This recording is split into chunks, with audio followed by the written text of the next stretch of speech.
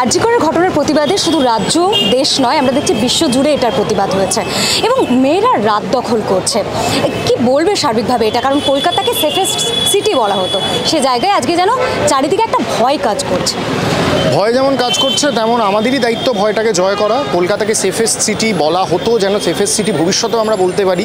তার দায়িত্বটা সম্পূর্ণভাবে কলকাতা শহরের নাগরিকদের, আমাদের, যারা আমরা কলকাতা শহরে বড় হয়ে উঠেছি, যারা বেড়ে উঠেছি, যারা চাকরি সূত্রে কলকাতায় থাকি, বা যারা কোনো না কোনোভাবে কলকাতার সঙ্গে জড়িত, দায় আমাদের সবার। আর এই ক্ষেত্রে মেয়েদের রাত দখল খুবই গুরুত্বপূর্ণ, কারণ আমরা যত ইকুয়ালিটি বলি, ইকুয়ালিটি আসতে এখন অনেক দেরি আছে। তার জন্য একদম গোড়া থেকে শুরু করতে হবে, প্রাথমিক শিক্ষা থেকে শুরু করতে হবে। অনেকগুলো স্টেপ ইতিমধ্যেই আমরা নিয়েছি, সংবিধান মেনেই নেওয়া হয়েছে, ছোট ছোট স্টেপ, কিন্তু সেগুলোই যাতে মুহিরুহে পরিণত হয়, তাই জন্য রাত দখলটা এত প্রয়োজন। ছেলে মেয়েদের কাঁধে কাঁধ মিলিয়ে লড়াই করে যাওয়াটা এত প্রয়োজন। বারবার যে প্রশ্ন হচ্ছে যে মহিলা মুখ্যমন্ত্রীর রাজ্যে মহিলাদের নিরাপত্তা নিয়ে প্রশ্ন উঠছে, এটা নিয়ে কি বলবেন? No comments. এই বিষয় নিয়ে আমি কিছু বলতে চাই না, কারণ এটা directly something that is not in my domain. এবং এই মুহূর্তে একটা অনগোয়িং ক্রিমিনাল ইনভেস্টিগেশন চলছে আরজি করে যা হয়েছে, which is under CBI and supreme court. ভারতীয় জুডিশিয়ারির ওপর আমাদের সম্পূর্ণ আস্থা রয়েছে, সংবিধানের ওপর সম্পূর্ণ আস্থা রয়েছে। আশা করি দ্রুত আমরা পক্ষপাত নির্বিশেষে আমরা একটা ন্যায় বিচার পাবো। শাসক মহল যে প্রশ্নটা বারবার তুলছে, আমরা দেখলাম লালবাজার অভিযান করলো জুনিয়র ডাক্তাররা, নবান্ন অভিযান হয়েছিল, তো শাসক মহলের এটাই প্রশ্ন যে বিচার তো লালবাজার দেবে না, তাহলে লালবাজার বা নবান্ন অভিযান কেন, সিজিও অভিযান নয় কেন? লালবাজার অভিযান এই কারণে, বাকি দুটো নিয়ে আমি বলতে পারবো না, কারণ আমার আইডিয়া নেই। এবং এই সমস্ত না পরোক্ষভাবে একটা প্রেশার তৈরি করে এবং বারবার সাধারণ মানুষকে মনে করিয়ে দেওয়া, যেরকম একটা ঘটনা ঘটেছে ভুলে যাবেন না, কিছুদিন পরেই পুজো, যাতে আমরা ভুলে না যাই, এটা মনে করিয়ে দেওয়া খুব দরকার।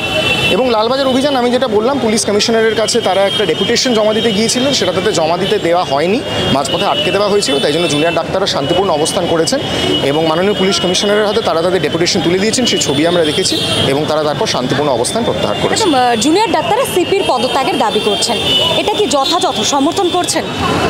জুনিয়র ডাক্তারদের সঙ্গে আমি আছি, এটুকু আমি বলতে পারি। এবং আমি সিপির পদত্যাগের দাবি সমর্থন করছি কিনা তার থেকেও একটা বড় প্রশ্ন থেকে যায়, সেটা হচ্ছে জুনিয়র ডাক্তাররা বিষয়টা কিভাবে দেখছে। এটা ওদের লড়াই, মশাল ওদের হাতে জ্বলেছে, আমরা হস্তান্তরিত করছি। সিদ্ধান্ত যা নেওয়ার বা এই ধরনের বিষয়ে যা বলার, আমার মনে হয় জুনিয়র ডাক্তাররা বললেই সবচেয়ে শ্রেয়।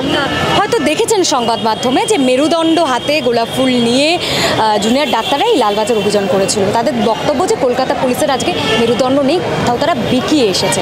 এই কথাটাকে সমর্থন করে আমি আবার বলছি, এগুলো জুনিয়র ডাক্তারদের জিজ্ঞেস করা বেটার। তার কারণ যেটা আমি বললাম, আন্দোলন সিদ্ধান্ত সব জুনিয়র ডাক্তারদের।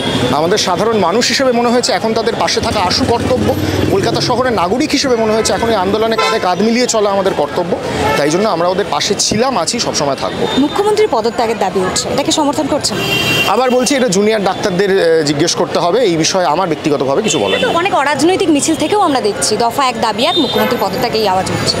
এই বিষয়ে আমি আবার বলছি নো কমেন্টস, কারণ এই বিষয়ে যারা যে অরাজনৈতিক দল বা যে রাজনৈতিক দল বা যারা মিছিল করছেন বা জুনিয়র ডাক্তার মিছিল করছেন তারা বলতে পারবেন। আপনার নিজস্ব কোনো মতামত? আমার এই ক্ষেত্রে নিজস্ব কোনো মতামত নেই। আমি জুনিয়র ডাক্তারদের আন্দোলনের সঙ্গে আছি প্রথম দিন থেকেই।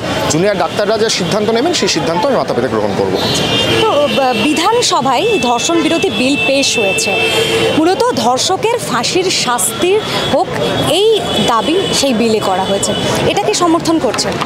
সমর্থনের প্রশ্ন নয়, এটার অনেক লিগ্যাল অ্যাঙ্গেল আছে, সেগুলো না দেখে, বিলটা পুরোপুরিভাবে না জেনে এই বিষয়ে আমি কমেন্ট করবো না। এই যে ধর্ষণ, এখানে কিন্তু অনেকে বলছে এটা কিন্তু একটা সামাজিক একটা সমস্যা, মানসিক মানে বিকৃত মানসিকতার পরিচয়। আপনার কি মনে হয় এই ধর্ষণ, এই যে একটা সামাজিক সমস্যা, মানসিক সমস্যা, এটার সমাধান কিভাবে সম্ভব, কিভাবে দমন করা সম্ভব? প্রথমেই যেটা দরকার সেটা হচ্ছে এই যে আনসেফ টাচ যেরকম আমরা মেয়েদের শেখাই, সেটা ছেলেদেরও শেখাতে হবে। এবং এই জেন্ডার ইকুয়ালিটি বা এই যে সেক্স এডুকেশন, এগুলো খুব দরকার যে ছোটোবেলা থেকে সিলেবাসের অন্তর্ভুক্ত করা এবং ছেলেমেয়েকে সবাইকে ইকুয়াল শিক্ষায় শিক্ষিত করা, এইটা প্রথম স্টেপ। তারপর তো বাকি স্টেপ যেরকম জিনিসটা এগোবে সেরকম বলা যেতে পারে। এটা তো মানবেন একটা রাজনৈতিক টানাপোড়েন কিন্তু চলছে, শাসক মহল তারাও বলছে বিচার চাইছি, কিন্তু অন্যদিকে আবার এই যে তথ্য প্রমাণ লোপাটের অভিযোগ, সেখানেও কিন্তু কোথাও গিয়ে একটা শাসক দলের বিরুদ্ধে আঙুল চলে যাচ্ছে। কারণ 14ই আগস্ট রাতে যারা হামলা করেছিল তারা তৃণমূল কাউন্সিলর ঘনিষ্ঠ, এইরকম ছবিও কিন্তু সামনে এসেছে, আপনিও জানেন। কি বলবেন এটা?